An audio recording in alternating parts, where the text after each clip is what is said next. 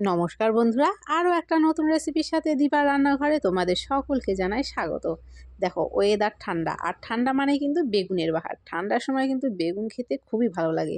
সে হোক বেগুনের ঝোল বা বেগুন ভর্তা বা বেগুন ভাজা বা বেগুনের যে কোনো সবজি, বেগুন খেতে কিন্তু দুর্দান্ত লাগে। তো চলো আজকে ঝটপট বেগুন ভর্তা বানিয়ে ফেলি।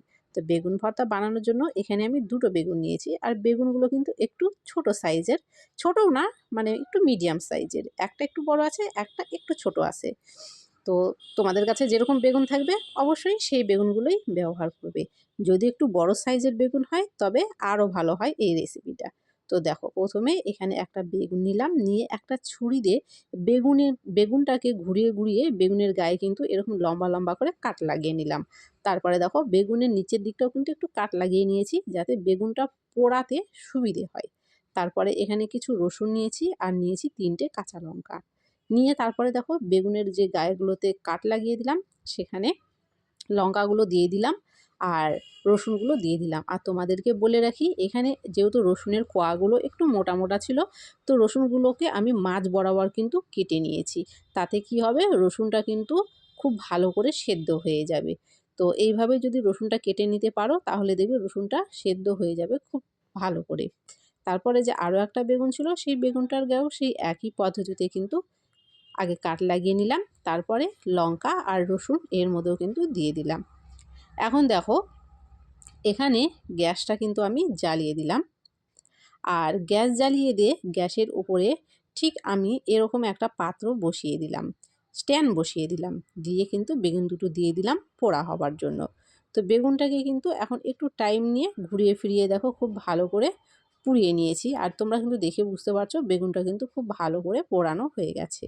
তো বেগুনগুলোকে কিন্তু এখন আমি এক সাইড করে নেব। তো বেগুনগুলোকে দেখো এখান থেকে আমি সরে কিন্তু এক সাইডে একটু ঠান্ডা হওয়ার জন্য রেখে দিলাম। এবারে ওই গ্যাসের মধ্যেই কিন্তু একটা টমেটো আমি দিয়ে দিলাম পোড়ানোর জন্য। তো টমেটোটাও কিন্তু আমি পুড়িয়ে নামিয়ে নিয়েছি। তারপরে দেখো, এখানে যে বেগুনের খোসাগুলো ছিল, যেগুলো অংশ পুড়ে গিয়েছে সেগুলো কিন্তু খুব ভালো করে আগে ছাড়িয়ে নিতে হবে। আর তোমাদের যদি এমনি ছাড়াতে অসুবিধা হয় তাহলে হাতের কাছে অবশ্যই একটু জল নিয়ে নেবে। তাহলে জলের মধ্যে একটু করে হাত দিয়ে তারপরে বেগুনের খোসাগুলোকে এইভাবে ছাড়িয়ে নিলে দেখবে বেগুনের খোসাগুলো কিন্তু খুব সহজেই বেগুনের গা থেকে উঠে যাবে। আর বেগুনটা যদি খুব ভালোভাবে তুমি পুড়িয়ে নাও তাহলে দেখতে পারবে খোসাগুলো ওঠাতে কিন্তু অতটা ঝামেলা মনে হবে না। তো বেগুনের খোসা ছাড়িয়ে নিয়েছি, আর টমেটোর যে খোসাগুলো ছিল সেটাও কিন্তু আমি ছাড়িয়ে নিয়েছি। তারপরে দেখো, বেগুনের মধ্যে যে রসুন আর লঙ্কাগুলো দিয়েছিলাম সেগুলো কিন্তু বের করে নিয়েছি, আর এখানে স্বাদ অনুযায়ী লবণ দিয়ে তারপরে দেখো রসুন আর লঙ্কাটাকে এর মধ্যে কিন্তু ডলে নিলাম। আর এর স্বাদটা একটু বাড়ানোর জন্য এখানে কিন্তু একটা শুকনো লঙ্কা আমি ভেজে নিয়েছি। তো তোমরা তোমাদের স্বাদ অনুযায়ী কিন্তু ঝালটা এখানটায় ব্যবহার করবে। তারপরে দেখো, শুকনো লঙ্কাটাকেও আমি ভেঙে নিলাম লবণের সাথে। তারপরে এখানে একটা বড় সাইজের পেঁয়াজ কুচি করে দিয়ে দিলাম, আর দিয়ে দিলাম কিছুটা পরিমাণ ধনেপাতা কুচি করে। এখন এখানটায় দিয়ে দেবো সর্ষের তেল। তোমাদেরকে বলে রেখি, যে কোনো ভর্তাতে কিন্তু সরষের তেলটা একটু বেশি দিলে খেতে ভালো হয়। তো দেখো, প্রথমে আমি একটু দিয়েছিলাম, তারপরে কিন্তু আরও একটু সরষের তেল এখানে দিয়ে দিলাম।